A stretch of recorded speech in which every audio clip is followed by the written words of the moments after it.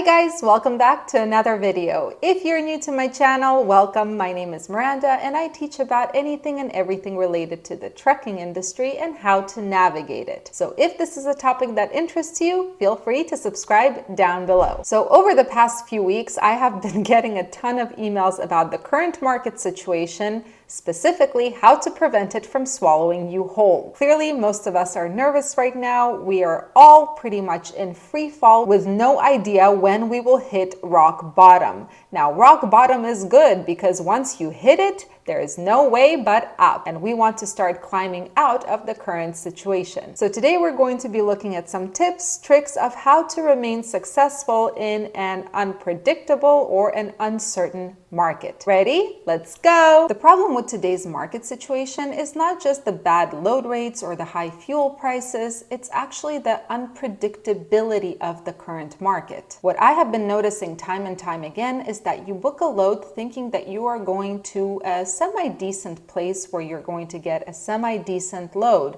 But by the time you get to that market, the situation looks very different. This has happened to us time and time again over the past 6 months, and especially in the past 2 months. To top it all off, fuel prices are also quite unpredictable. If you have watched any of my monthly market videos, you will see that I look at the most expensive fuel states and the least expensive fuel states, and those change from month to month. The only thing that stays the same is that California is always the most expensive fuel state and Texas seems to always be the least expensive. Basically, in this type of environment, it's almost impossible to plan your operations. So the question is, how do you succeed in an unpredictable or uncertain market? Well, first of all, and I think this is very important, I encourage everybody, including myself, to redefine the meaning of success. If your definition of success is making the same amount of money as you did in 2021, then you're bound to, unfortunately, quote unquote, fail right now. That market was very unique and it was in the past. And what we need to be doing is we need to look towards the future. In the present environment, I believe success is not going under and staying afloat just long enough for the market to turn so you can grab it by the The second thing I want to mention is flexibility is key right now. This particular point is extremely hard for me to learn and to accept because I'm stubborn as a mule. If, for example, you see that you're stuck in a crap market where the loads are paying way less than you are used to, it doesn't mean that you have to stay stuck. I will be honest, I am still having an extremely hard time with this because I operated by the rule of no less than $2 per mile, no less than $1,000 a day for 2.5 years. And if a load did not meet that criteria, I simply wouldn't touch it. Now, of course, in the present situation, this rule is pretty hard to follow, especially with the dry van. It's either or most of the time. Either the load pays over $2 per mile but is not meeting that $1,000 gross a day, or it pays $1,000 gross a day but is less than $2 per mile. I had and I still have a very hard time accepting this, and I will be completely transparent with you guys. I have missed a ton of loads trying to follow that rule and not being able to follow it. So learn from my mistake and become more flexible because that is what the market requires at the moment. Now, in this current environment, there are several rules I try to follow, and let's go to the board so I can explain them to you. The first rule that I try to follow as closely as I possibly can is if you're stuck in a bad area, for example, like Arizona, New Mexico, Florida is a big one. Colorado is actually one of those too. These places have pretty bad freight coming out. So if you're stuck here, don't wait to find some amazing load that's going to magically come out. No, grab something to the Midwest, preferably Illinois, Wisconsin, Minnesota. Michigan can be good. Indiana is pretty good.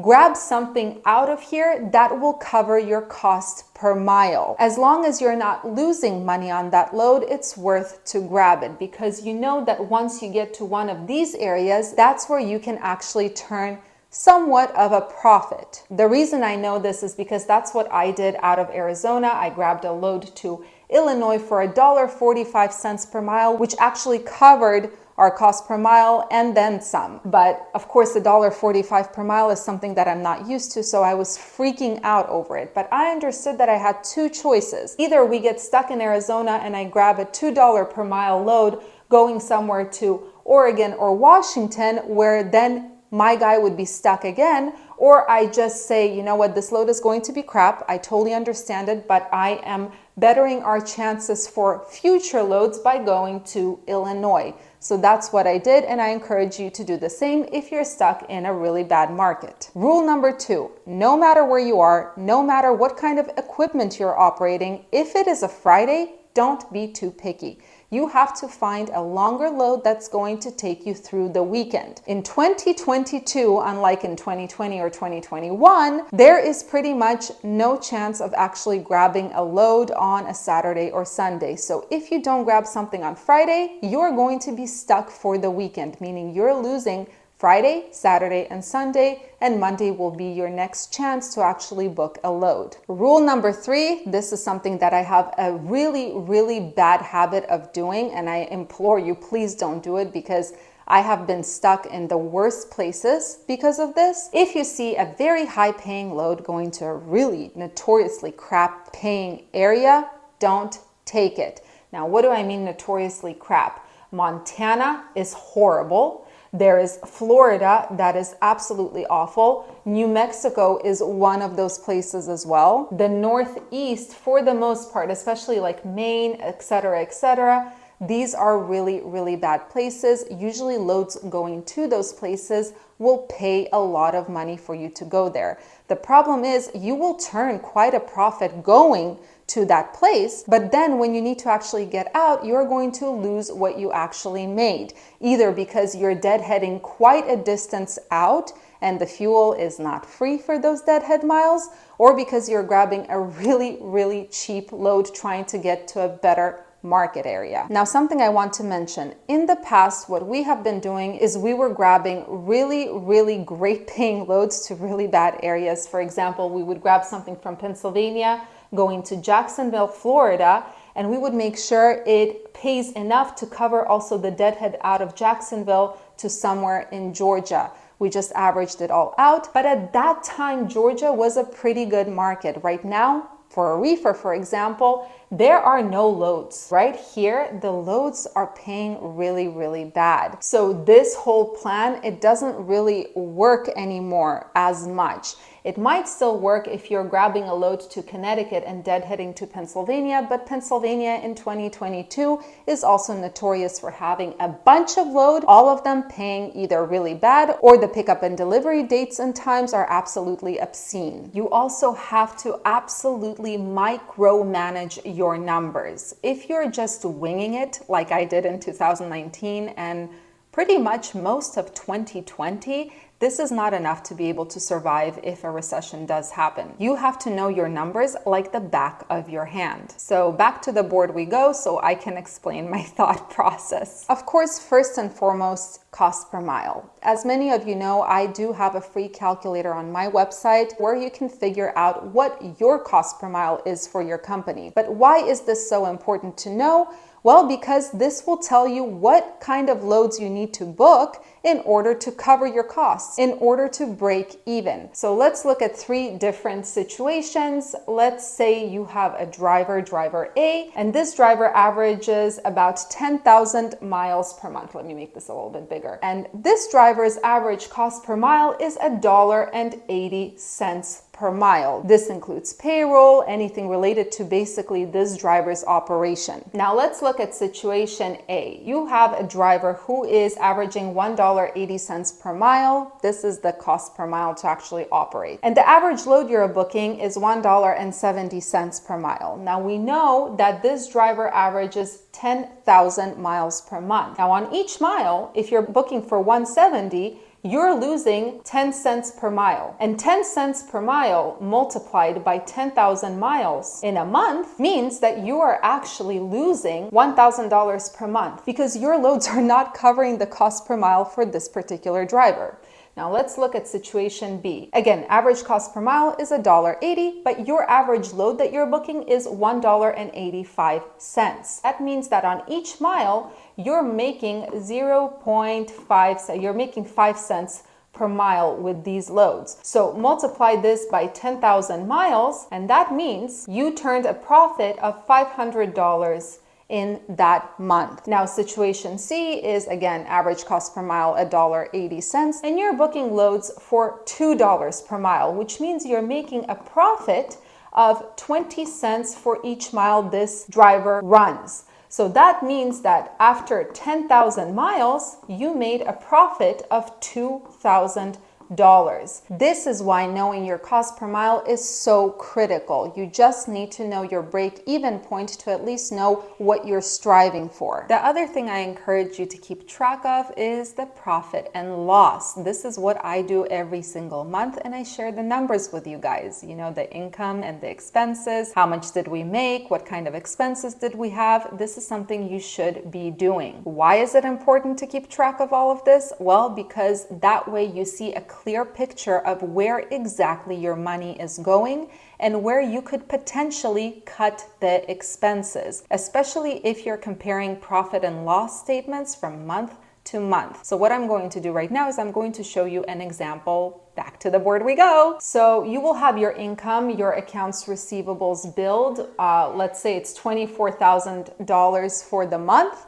And then you will list your expenses for the month. Payroll, fuel, you'll categorize them and see where all the money is going. At the end, you will have your total expenses and your total profit and loss. Now, these are just sample numbers, but let's take a look at what we can see here. We know that fuel is going to be a very high expense, and so will payroll. Now, fuel, you can manage fuel by getting a good fuel card and by changing the way you operate, the way you drive and where you drive. Then we have the load board. This can be changed by going for a lower subscription. But let's take a look. We have equipment payments, insurance, nothing you can do about it.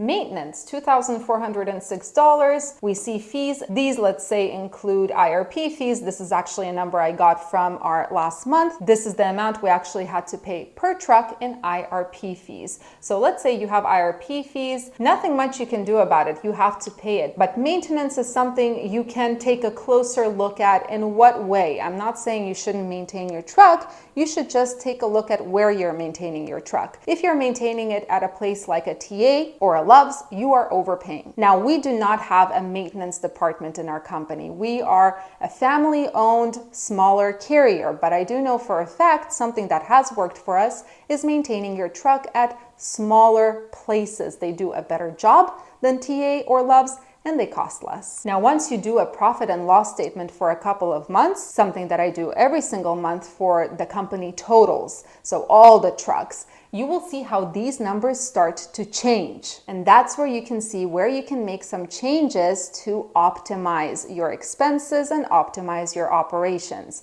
The other thing I want you to notice is the break-even point. 1 month is actually not going to give you a good idea of a break-even point. The reason is because there are a ton of variable expenses that change every single month, depending on how much you refuel, depending on how much you run, depending on how much maintenance you had to perform on the truck. Payroll is a variable expense. But after a couple of months of tracking, the average of the total expense is going to be your average break-even point. That means this is the amount of money you have to make in your income in order to not make any money at all in your company. Basically, break even, you don't gain anything, you don't lose anything. Of course, in this video, I have to talk about cash flow. Now, if you haven't seen it already, I have made a video dedicated to cash flow that I will link down below. But to summarize, poor cash flow will be the first symptom of a business potentially shutting down, especially in this industry. The issue in our line of business is that we have to front the cost before even moving a load.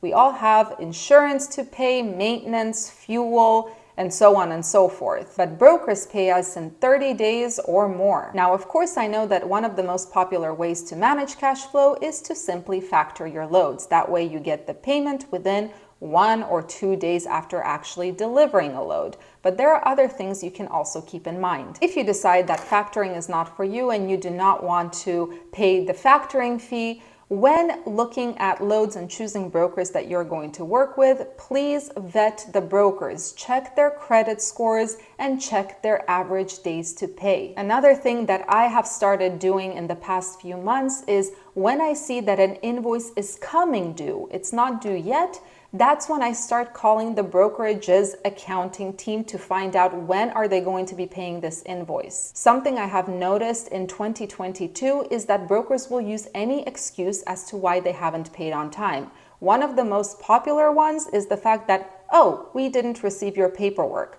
So calling before the invoice is actually due helps avoid the possibility of this load being paid late. Because if the brokerage uses the excuse of, oh, we haven't received your paperwork, I can right away send them proof of the email I sent to them originally with all the paperwork, and they will pay right away. Now, this whole process will also help you pre-plan because you will now know exactly when to expect that money to come in. Speaking of calling about invoices, you should also get into the habit of keeping an accounts receivables spreadsheet or report. And it's super easy. I'm going to take you back to the board. Sorry guys, we're going back and forth here. I'll show you how to do it. You don't even need a spreadsheet for this, just a pen and a paper. Accounts receivables report. What I encourage you to do is to keep track of this on a piece of paper if you have to. I do it in my Airtable system paired with my QuickBooks account, but this is something you can do on a piece of paper. 1, 2, 3. This is the accounts receivables report that I have. It's extremely easy. You have your invoice number, the broker, the amount due, the due date, and the notes. So what I do is I list all of the invoices I have sent to brokers in order of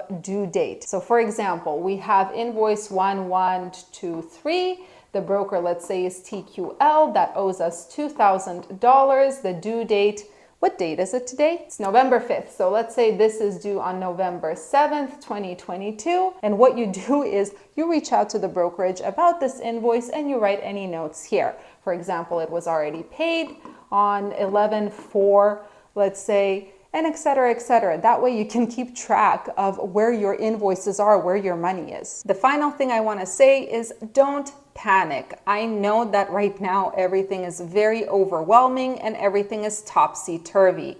But remember that hard times, they don't last forever. All of us, including myself, need to simply optimize our operations, be acutely aware of our numbers, and be flexible enough to ride this out, one step at a time. Anyway, I hope you guys enjoyed this video. I hope you learned something that you can use in your own operations, and I'll see you all in the next one.